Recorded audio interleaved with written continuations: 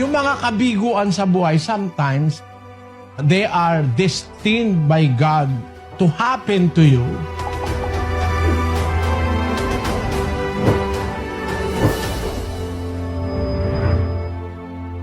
Labanan mo, tatagan mo. Kasi, eto ano ang kakatakutan mo? Ba't ka madidepress? Mamamatay tayo. Kahit sino, mamamatay naman eh. Ba't ka madidepress? Iniwan ka nung girlfriend mo. Bakit? Siya lang bababae sa mundo? May mas maganda pa sa kanya. Iniwan ka ng nobyo mo. Ba't ka madidepress? Hindi, maghintay ka lang. Mamaya mo, may mas magandang inihahandaan Diyos sa'yo. No? O halimbawa naman bumagsak ka sa eskwela. Ba't ka madidepress? Di lang naman ikaw ang unang bumagsak eh.